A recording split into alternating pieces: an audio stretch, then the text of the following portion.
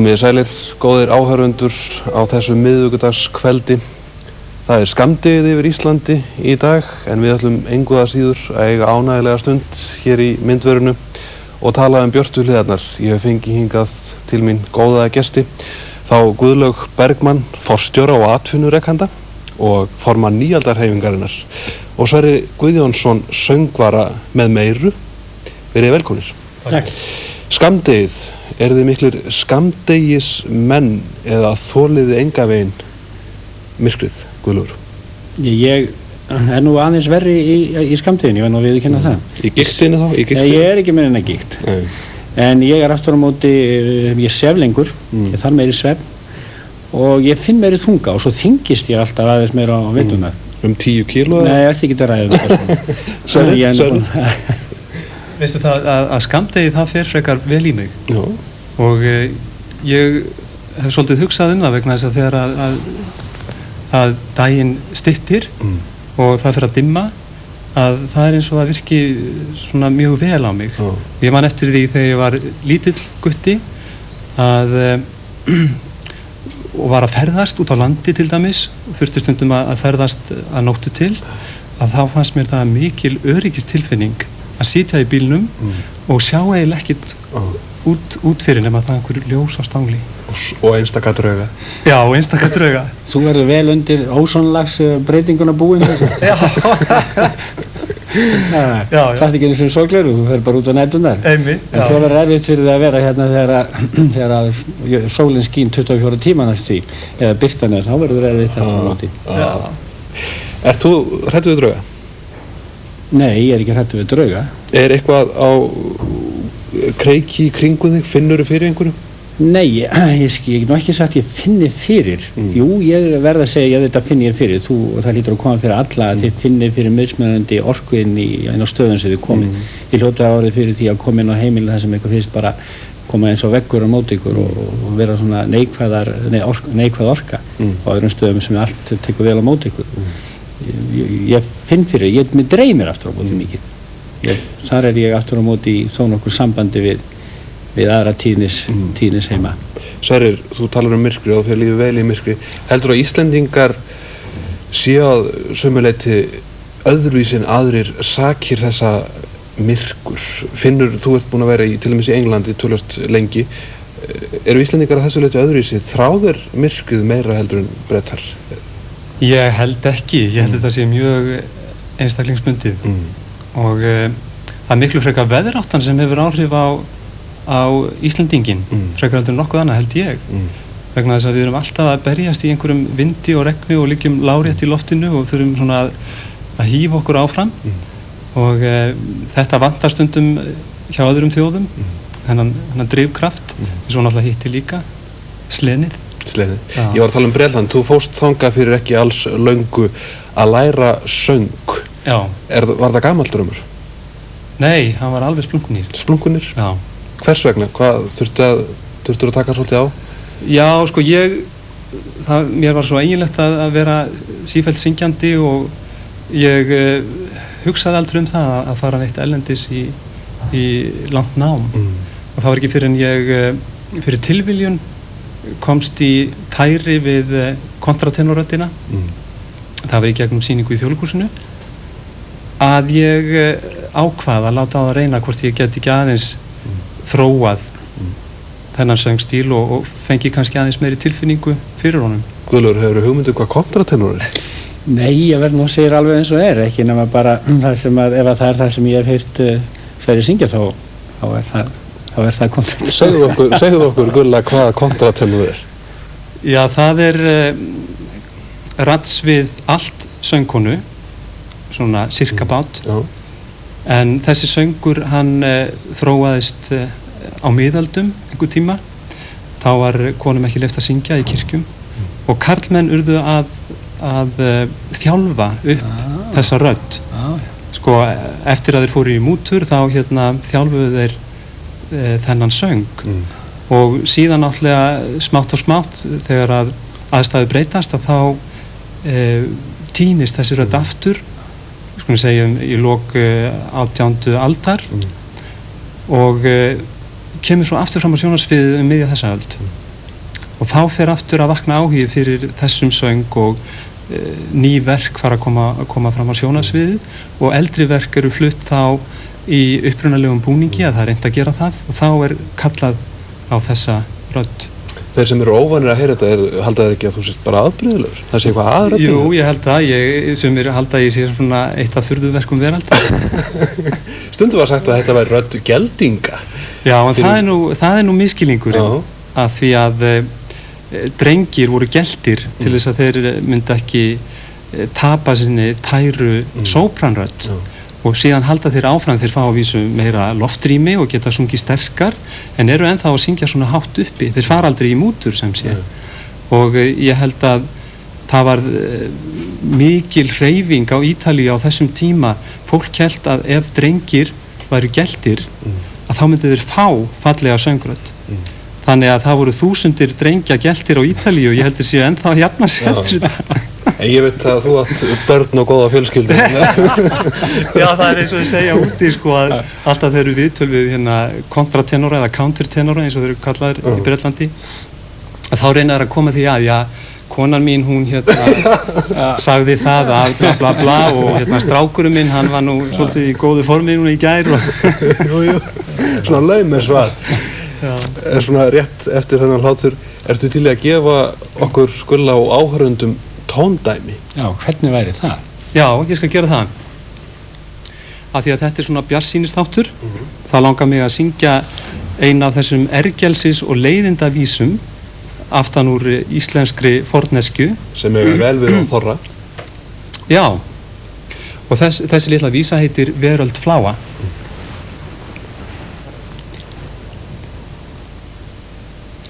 Veröld fláa sýnir sig svo mér spáir hörðu, flest öll stráin stinga mig, stór og smá á jörðu.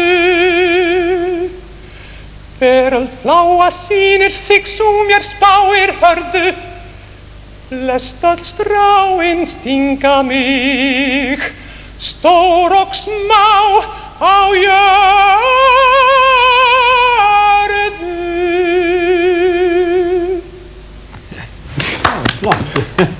Nærð þú svona hátt? Nei, ég þykist alltaf að geta sungið, sko, það er ekki það.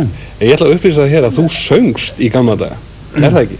Nei, en ég lenti einu sinni í því skal ég segja þegar að KK var upp á sitt besta, að þá var ég niður í Iðnó, það sem Iðnó er núna, og þar var KK alltaf með Laugardalsböll, mjög merkileg böll.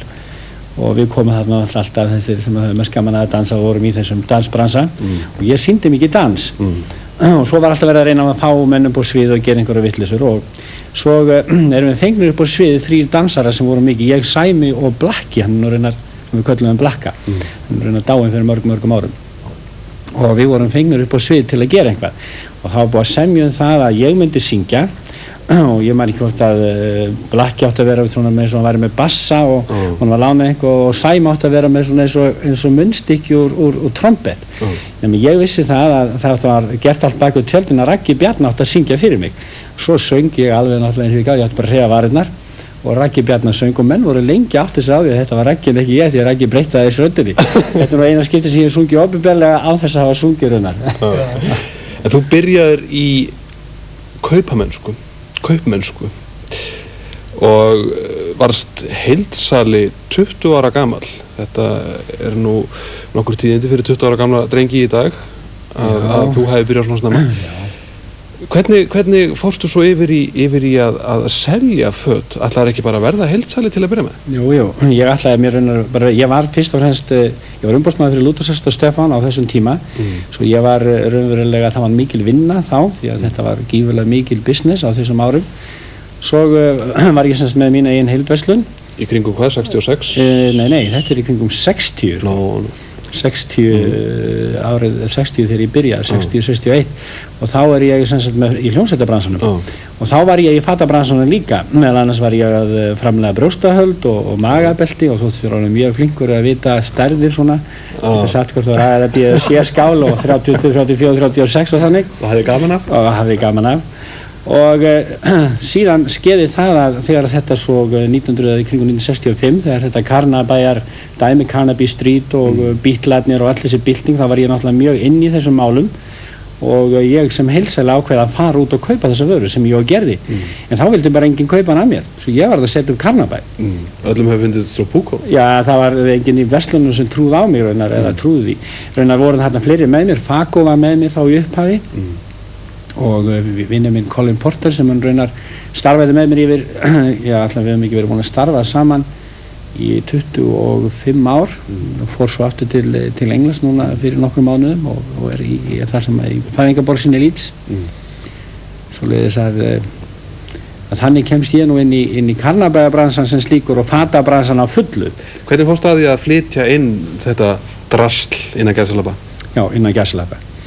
Það var náttúrulega þannig að menn fóru nú vanaldi í verslunarferðir svona 2 ára á þessum tíma og ég man það fyrsta sem ég keypti, við opnuðum 16. með 1966 að það var búið á fyrsta degi og við verðum að fara út í einu grænu kvelli og þá var nú erfitt oft að koma í frakt ýmsu, svo sem getur verið erfitt ennþá en það var enn erfiðara þá tók maður þetta sem persónulega muni og ég man eftir því að eftir 8 mánuð þá var ég búinn að fara fyrstu 8 mánuð þá var ég búinn að fara út held í einum 12 sinnum og ég var eins og maður fór átt í gegnum Glasgow og ég var að fara í gegnum Glasgow einu svona tollararnir þurfti alltaf að skoða varningin sem maður var að fara með þetta var allt persónulegar eigur og ég var alltaf búinn að segja þetta sama þetta er nú bara persónulegar eigur ég er bara að fara með til að gefa og sami tollarinn hafði átt hitt mig og þá slappaði mér á öxlinn einu og sagði Well, Mr. Bergman, I would love to be your friend. Þá var hann að fara yfir inn að 12 stóra kassa, sko.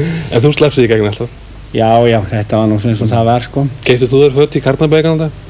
Já, ég gerði það. Og ég ætlaði einmitt að nefna það að þegar ég var unglingur í Gagnfræðaskóla Austurbæjar, þá opnaðir þú þessa verslun á horninu á Tísgötu og Skólavörðustíg, ekki það? Já. Og ég man að ég var svolítið stoltur af því að það var komin verslun sem að svona höfðaði til ungs fólks og var með einhverja nýja strauma og stefnur og við gengum einhvern tíma þarna lítill hópur niður eftir Skólavörðustígnum og litum inn í þessa nýju verslun og ég meiri sig að mannaði mig upp í það að spyrja, ég veit ekki hvort það verið þú, kannski varst þú í búðinni að spyrja sko, ég spurði þig að því hvort að þetta gengi ekki vel hjá þér Jú, það gekk alveg stórvel. Mér fannst það ægilega því. En þú þurftur ekki endilega föt þegar þú komst fram fyrir almenningssjónir fyrir nokkrum mánuðum og varst með búkslátt. Já. Hvað átti þetta eiginlega því? Hvernig kom þetta til? Já, þetta var allt svolítið óvænt, hvernig þetta æxlaðist. Jakob Magnússon nokkur, hann var að reyna að vekja athygli á 1. des fagnaði og uppákomum þarna í London. Og blöðin og fjölmiðlar höfðu að lítinn áhuga á því sem að hann var að tala Þannig að það var spurningum það að koma fram með eitthvað sem að myndi kveikja á heilasellunum, þannig að þeir færu í gang og myndu vilja hlusta og sjá og taka myndir. Og ég held að hann hafi verið með þessa hugmynd fyrir mörgum árum að gera eitthvað með búkslátt vegna þess að Ditti Fiðla hafði gert þetta sem unglingur, hafði notað þetta í leikrit í Þjóðleikhúsinu þegar hann var 19 ára gamall og Ragnhildur hefur verið að leika sem alls konar hljóð og er nú landsfræg fyrir það og við vorum þarna öll saman komin á sama stað á sama tíma þannig að það var spurningum að eiginlega svona hvetja okkur til þess að ana út í þessa vitleysu. Og þið létuð okkur hafa það? Já, við létum okkur hafa það og við höfum í rauninni ekki mikinn tíma til þess að hugsa okkur vegna þess að það biðu sjónvarpsstöðvar og útvarpsstöðvar eftir því að sjá þetta fyrirbæri. Það vissi enginn hvað þetta var. Við vorum ennþá að ræða það hvernig við vildum gera þetta vegna þess að það voru uppi ýmsar hugmyndir hvaða leið ætti að fara og við ákváðum að standa bara hvert fyrir sig sem hljóðfæri, líkaminn sem hljóðfæri, röddin sem hljóðfæri og síðan að vinna þetta bara eins og þegar maður vinnur músík með spuna inn á milli. Þannig að við verðum að hafa kaflaskipti og allar tengingar á hreinu vegna þess að ef að það gekk ekki upp, þá myndi þetta allt hrynja. Og það var einmitt það sem gerðist þennan dag sem við tókum upp þennan fræga sjónvarpsþátt sem var sýndur hérna, að þegar við vorum að fara í gegnum þetta prógram fyrir vélarnar og hljóðmennina og allt þetta, að þá var sko athyglin og einbeitingin ekki nógu sterk einhvern veginn á milli okkar þriggja, að það hrundi allt saman sko. Við vorum svona að reyna að redda þessu einhvern veginn svona út úr þessum köflum sem við vissum við áttum að fara inn í, en síðan í útsendingunum þá small þetta allt saman. Það var eins og við vildum hafa það, hvað sem að fólki líkaði betur eða verð. Hvernig fannst þér þetta, Gulli? Mér fannst þetta bara stórsniðugt og ég treysti Jakobi Magnúsinni mjög vel til þess að vera fulltrúi okkar, menningarfulltrúi okkar í London og fleiri stöðum. Eftir þetta? Ég ekkert eftir þetta og fyrir þetta. Þetta verður að gera eitthvað til þess að vekja athygli. Varst þú skammaður á ættingi þegar þú komst heim? Sverri, hvað ertu að gera? Var eitthvað svona? Sko, konan mín, hún var heima á strákandi líka. Ég var einn að ljúka svokölluðu Alexander-tækninámi þarna úti og ég eiginlega fékk guðsurnar í gegnum síma aðalega, bara fréttir og það snerti mig ákaflega lítið vegna þess að við máttum ekkert vera að því að hugsa það hvað fór fram hér vegna þess að við vissum að fólk hafði í fyrsta lega ekki einu sinni séð hvað við vorum að gera og við vorum hlaupandi á milli 10 útvarpsstöðva og 7 sjónvarpsstöðva á svona 10 dögum. Þannig að við gátum ekkert verið að pæla mikið í því. En þú hefði fyrst og fremst bara gaman að þessu? Já, og mér fannst þetta alltaf spennandi sko að vinna þarna 3 saman að einhverju sem maður hefði aldrei prófað áður og þú stendur og fellur algjörlega með því sem þú gerir. Þú hefur ekkert nema sjálfan þig í höndunum. Gulli, þú sagðir að þér hefði fyndist gaman að þessu. Ertu umburðarlyndur að Sverri? Ertu orðin umburðarlyndur en þú varst? Já, ég ætla að vona það. Ég sé orðin umburðarlyndur en ég var og ég kannski var ekkert svo óskaplega óumburðarlyndur. Til dæmis myndi ég vilja benda þér okkur á því að voru að tala um veðrið áðan. Það er aldrei merkilegt með þetta veður. Við tölum um gott og vont veður og þegar við viljum tala um tvíhyggju, við erum alltaf að tala um gott og ljótt eða fallegt og vont og allt þetta, að þá verðum við náttúrulega að hafa vont veður til þess að vita hvað er gott veður og þú segir stundum við einhvern sem er að tala um á þessu vont veður út og segir hvernig veistu það? Jú, hann veit það því hann hefur verið í góða veðri og þá segir þá þarf það alveg að sjá vonda veðrinu að halda eins og góða veðrinu. Er ekki kannski bara best að hugsa um það sé bara veður úti og ef við tökum til dæmis þetta blessaða veður sem við erum að tala oft um, suðaustan, rok og rigningu, kemur þetta rosalega fína súrefni til okkar og væri mjög slæmt fyrir okkur að hafa það ekki og við getum alltaf séð björtuliðarna við hvað sem er. Þetta kannski kemur nú ekki umburðarlyndinu en það er hægt að vera umburðarlyndi gagnvart veðrinu. Segðu mér, þú ert svolítið sokkinn, ef ég má nota orð, sokkinn í nýaldarhyggju. Hvað er þetta? Já, þú setur nú þetta orð nýaldarhyggja. Það er komið eitt en. Sko, nýöld er eitthvað orð sem menn nota á margan hátt, eins og menn kannski getur nota nafnið frelsi, lýðræði, það eru margir sem hafa tekið sér þetta orð í munn og gert ýmsa hluti í sambandi við það. Við sem erum að tala um nýöld, við erum að tala um nýja tíma, breytta tíma, vonandi mjög breytta tíma og nú ætla ég ekki að vera á björtunótunum með þetta allt saman og við viljum trúa því að það komi nýja öld. Spádómar allir sem er í gangi og hafa verið í gangi, hvort sem við erum að tala um píramídaspádóma eða biblíuspádóma, Nostradamus, Edgar Cayce eða hvað við erum að tala um, það tala allir um þennan tíma sem er að koma. Hipparnir sungu, Eldvassberas er að koma og það er að koma nýr tími. Og með þessu nýja... Hvernig veistu? Ég veit það. Ok. Ég veit það eins og ég get. Það hljóta allir að sjá hvað er að ske, það eru svo mikla breytingar í gangi. Hafið þér fundist hlutin hafa skeið hratt undanfarið, þá er þetta að skeið enn hraðar framöndan. En eitt langar mig til þess að bara undirstrika að við í nýaldarsamtökunum, við erum ekki trúarhreyfing því að við erum fyrst og fremst að hugsa nýja lífstíl. Ertu búin að taka sjálfa þig í gegn? Byrjaður á sjálfu þér? Já. Má ég ekki bara með leyfi lesa hérna bara fyrir þig og sjónvarpsáhorfendur markmið þessara samtaka svo það er nú ekkert á milli mála hvað það er. Boðskapur. Og ég er að fá að setja hérna gleraugun af því að það er nú þannig. Markmið samtakana er að stuðla að þroska einstaklingsins, efla virðingu fyrir sjálfum okkur, öðrum og lífinu í heild, að leita leiða til þess að umburðarlyndi, samhygð og óskilyrtu kærleiku verði fyrirrúm í öllum samskiptum. Að auka skilning manna á þeirri staðreynd að til þess að breyta heiminum til hins betra verður hver einstaklingur að byrja á sjálfum sér og vilja hann skapa persónu sem er heil og í jafnvægi, þá þarf hann að rækta líkamann, þroska hugan og næra andan. Svo mörg voru það orð. Og þetta er mjög erfið markmið að fylgja eftir. Þó eru þau bara, ég er ekki að segja kannski erfitt, en það er vissulega, þýðir ekkert alltaf fyrir okkur að bíða eftir að aðrir breyti sér. Við verðum að breyta okkur sjálf. Og þetta snýr ekki bara að andanum, þetta snýr að líkamanum, þetta snýr að huganum og þetta snýr síðan að andanum. Og allt verður þetta að vinna saman. Við erum hér, að læra á efnið í þessari lífsvist eins og ég líti á það.